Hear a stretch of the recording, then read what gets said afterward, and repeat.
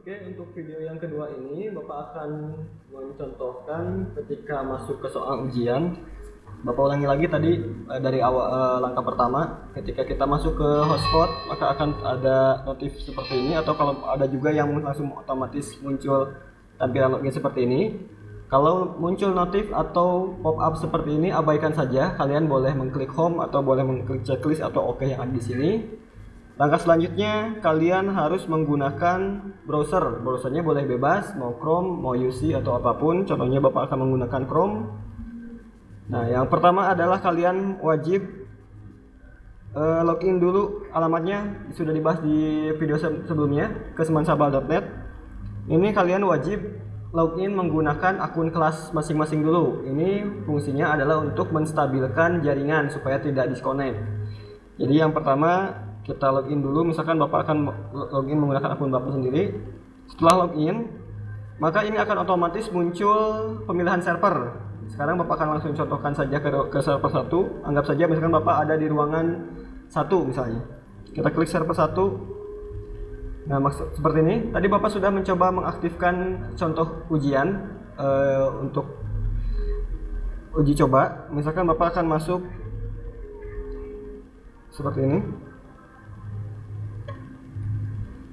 Nah, maka tampilan selanjutnya adalah seperti ini. Ini adalah mengkonfirmasikan data kalian. Jadi kalau misalkan ternyata pas login bukan nama kalian, jangan dilanjutkan, silahkan laporkan. Mungkin saja kartu atau username kalian tertukar. Jadi Bapak ulangi lagi, ini setelah kalian login maka akan muncul halaman seperti ini. Kalau misalkan bukan data kalian, ini jangan dilanjutkan. Kalau misalkan ini sudah benar data kalian, maka selanjutnya adalah di bawah sudah ada tokennya yang warna merah. Kalian hanya tinggal memasukkannya saja, atau bisa juga dengan melakukan copy paste seperti ini.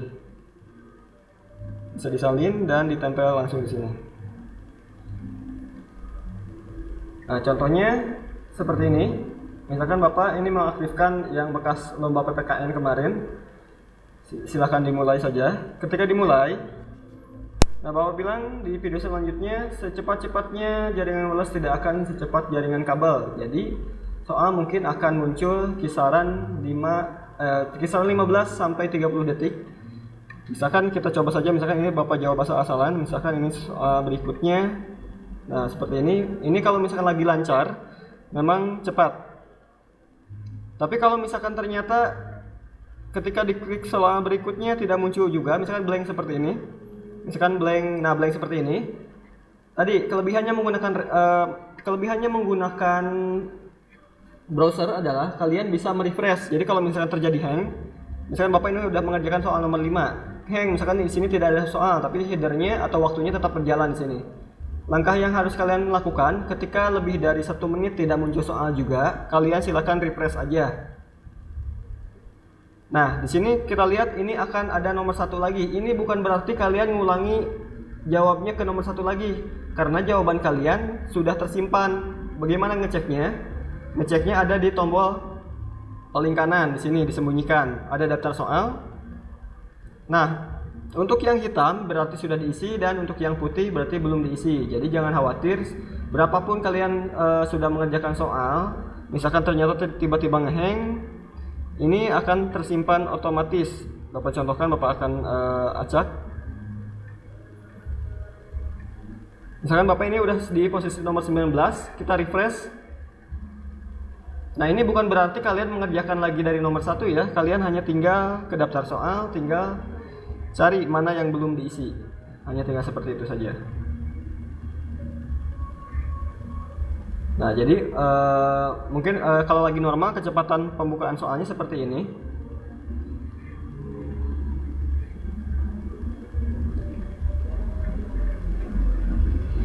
Misalkan sekarang Bapak simulasikan, misalkan kalian menutup. Kita tutup dulu aja. Kita masuk lagi, apa masih bisa atau tidak. Kita masuk ke yang server yang tadi.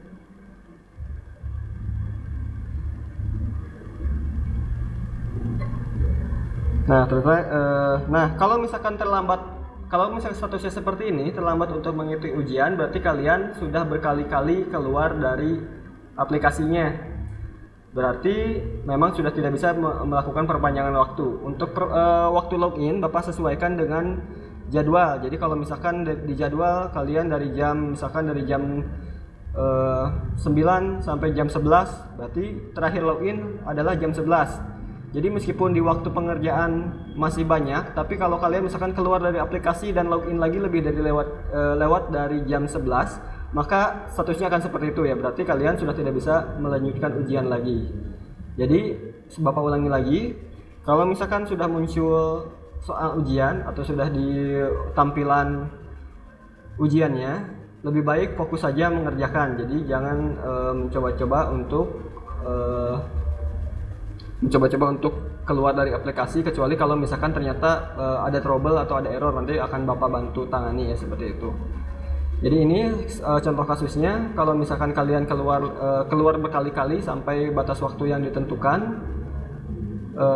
maka statusnya akan terlambat untuk mengikuti ujian, dan itu sudah tidak bisa diperpanjang, karena kalau diperpanjang akan mengganggu ke mata pelajaran yang selanjutnya.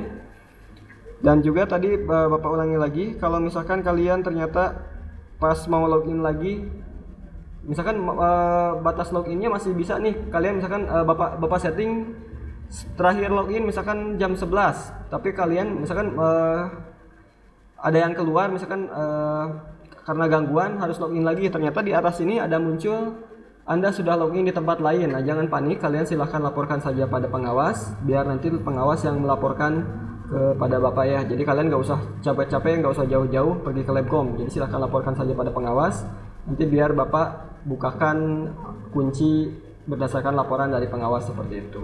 Nanti kalian hanya tinggal menyebutkan nama dan nama, kelas, dan ruangan saja, seperti itu. Oke, terima kasih. Mudah-mudahan lancar. Assalamualaikum warahmatullahi wabarakatuh.